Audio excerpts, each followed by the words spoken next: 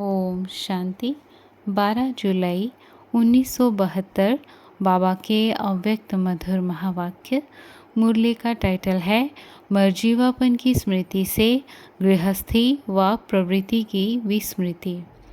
अधर कुमारों की भट्ठी में बाबा कहे, अपने आप को जहाँ चाहो जब चाहो ऐसे परिवर्तन कर सकते हो। भट्ठी में अपने आप को परिवर्तन करने के लिए आते हो ना, तो परिवर्तन करने की शक्ति अनुभव करते हो। कैसा भी वायुमंडल हो, कोई भी परिस्थिति हो, लेकिन अपनी स्वस्थिति के आधार से वायुमंडल को परिवर्तन में ला सकते हो।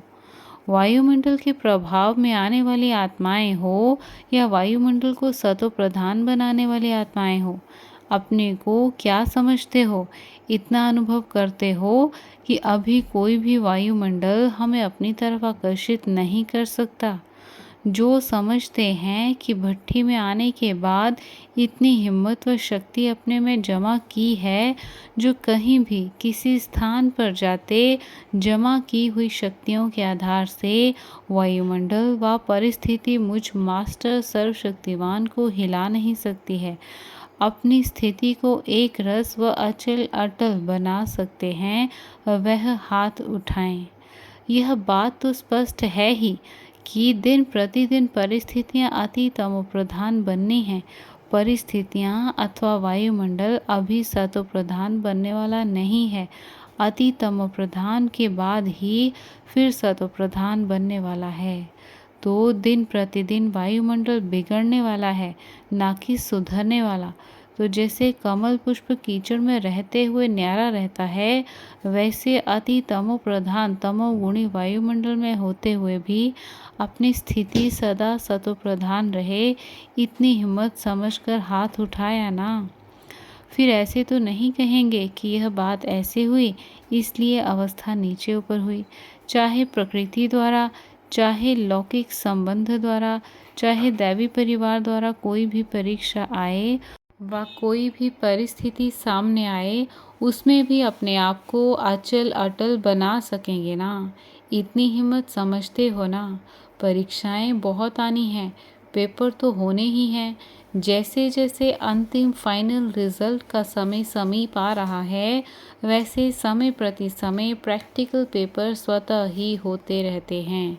पेपर प्रोग्राम से नहीं लिया जाता, ऑटोमेटिकली ड्रामा अनुसार समय प्रति समय हर एक का प्रैक्टिकल पेपर होता रहता है।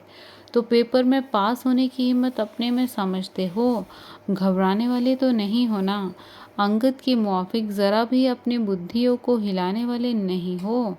यह भट्ठी अधर कुमारों की है ना। अपने को अधर कुमार तो समझते हो ना। संकल्प व संबंध में अधर कुमार की स्मृति नहीं रहती है। जैसे देखो, पहले बहन भाई की स्मृति में स्थित किया गया, उसमें भी देखा गया कि बहन भाई की स्मृति में भी कुछ देहाभिमान में आ जाते हैं, इसलिए उससे भी ऊंची स्टेज भाई भाई की बताई। ऐसे ही अपने को अधर कुमार समझकर चलते हो, गोया प्रवृत्ति मार्ग के बंधन में बंधी हुई आत्मा समझकर चलते हो। इसलिए अब इस स्मृति से भी परे अधर कुमार नहीं, लेकिन ब्रह्मा कुमार हूँ। अब मर्जीवा बन गए तो मर्जीवा जीवन में अधर कुमार का संबंध है क्या? मर्जीवा जीवन में प्रवृत्ति व गृहस्थी है क्या? मर्जीवा जीवन में बाप दादा ने किसको गृहस्थी बनाकर नहीं दी है? एक बाप और सभी बच्चे हैं ना। इसमें गृहस्थीपन कहाँ से आया? तो अपने को ब्रह्मा कुमार समझ कर चलना है। अगर अधर कुमार की स्मृति भी रहती है, तो जैसी स्मृति वैसी ही स्थिति भी रहती है। इस कारण अभी इस स्मृति को भी खत्म करो कि हम अधर कुमार हैं। नहीं, ब्रह्मा कुमार हूँ। जो बाप दादा ने ड्यूटी दी है, उस ड्यूटी पर श्रीमत के आधार पर जा रहा हूँ। मेरी प्रवृत्ति है या मेरी युगल है, यह स्मृति भी रॉन्ग है। युगल को युगल की वृत्ति से देखना व घर को अपनी प्रवृत्ति की स्मृति से देखना, इसको मर्जीवा कहेंगे। जैसे देखो, हर चीज़ को संभालने के लिए ट्रस्टी मुकर्रर किए जाते हैं। यह भी ऐसे समझ कर चलो, यह जो हद की रचना बाप दादा ने ट्रस्टी बनाकर संभालने के लिए दी है, वह मेरी रचना नहीं, लेकिन बाप दादा द्वारा ट्रस्टी बन इसको संभालने के लिए निमित्त बना हुआ हूँ। ट्रस्टीपन में मेरापन नहीं होता, ट्रस्टी निमित्त होता है। प्रवृत्ति मार्ग की वृत्ति भी बिल्कुल ना हो। यह ईश्वरीय आत्माएं हैं, ना कि मेरे बच्चे हैं। भले छोटे छोटे बच्चे हों, तो भी क्या बाप दादा ने छोटे बच्चों की पालना नहीं की क्या? जैसे बाप दादा ने छोटे बच्चों की पालना करते हुए ईश्वरीय कार्य के निमित्त बना दिया, वैसे ही छोटे छोटे बच्चे व बड़े जिन्हों के प्रति भी बाप द्वारा निमित्त बने हो, उन आत्माओं प्रति भी यह वृत्ति रहनी चाहिए कि इन आत्माओं को ईश्वरीय सेवा के योग्य बनाकर इसमें लगा देना है। घर में रहते ऐसी स्मृति रहती है, जैसे ईश्वरीय परिवार की अनेक आत्माओं के संबंध व संपर्क में रहते हो, वैसे ही जिन आत्माओं की ड्यूटी मिली है उन्हों के साथ भी ऐसे ही संपर्क में आते व फर्क रहता है। जो आप लोगों के संपर्क में रहने वाली आत्माएं हैं, उन्हों से रिजल्ट मंगाई जाएगी। जैसे सेवा केंद्र की निमित्त बनी हुई बहनों या भाइयों से उस ईश्वरीय दृष्टि वृत्ति से संपर्क में आते हो, वैसे ही उन आत्माओं से संपर्क में आते हो व पिछले जन्म का अधिकार समझ चलते हो। समय प्रति समय स्थिति और वृत्ति ऊंची होती जा रही है ना, और जब तक समय के प्रमाण अपनी स्थिति और वृत्ति को ऊंचा नहीं बनाया है व परिवर्तन में नहीं लाया है, तब तक ऊंच पद कैसे पा सकेंगे? जैसे साकार में बाप को देखा, लौकिक संबंध की वृत्ति दृष्टि व स्मृति स्वप्न में थी, तो फॉलो फादर करना है ना। क्या वही लौकिक संबंधी साथ नहीं रहते थे क्या? तो आप लोगों को भी साथ रहते हुए इस स्मृति और वृत्ति में चलने की हिम्मत रखनी है। इस भट्टी में क्या परिवर्तन करके जाएंगे? अधर कुमार का नाम निशान समाप्त। जैसे भट्टी में पड़ने से हर वस्तु का रूप परिवर्तन हो जाता है, वैसे इस भट्टी में मैं प्रवृत्ति मार्ग वाला हूँ, मैं अधर कुमार हूँ। इस स्मृति को भी समाप्त करके यह समझना कि मैं ब्रह्मा कुमार हूँ और इन निमित्त बनी हुई आत्माओं की सेवा करने के लिए ट्रस्टी हूँ। इस स्मृति को मजबूत करके जाना, यही है भट्टी का परिवर्तन। इतना परिवर्तन करने की शक्ति अपने में भरी है, या वहाँ जाकर फिर प्रवृत्ति वाले बन जाएंगे? अभी प्रवृत्ति नहीं समझना, लेकिन इस गृहस्थीपन की वृत्ति से पर वृत्ति अर्थात दूर गृहस्थी की वृत्ति से परे ऐसी अवस्था बनाकर जाने से ही अज्ञानी आत्माएं भी आपकी चलन से, आपके बोल से, नैनों से जो न्यारी और प्यारी स्थिति गाई जाती है, उसका अनुभव कर सकेंगे। अब तक दुनिया के बीच रहते हुए दुनिया वालों को न्यारी और प्यारी स्थिति का अनुभव नहीं करा पाते हो, क्योंकि अपनी वृत्ति इतनी न्यारी नहीं बनी है। न्यारी ना बनने के कारण इतने प्यारे भी नहीं बने हो। प्यारी चीज़ सभी को स्वतः ही आकर्षित करती है, तो दुनिया के बीच रहते हुए ऐसी न्यारी स्थिति बनाएंगे तो प्यारी स्थिति भी स्वतः बन जाएगी। ऐसी प्यारी स्थिति अनेक आत्माओं को आपकी तरफ स्वतः ही आकर्षित करेगी।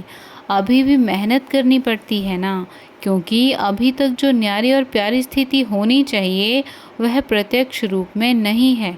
अपने आप को प्रत्यक्ष करना पड़ता है।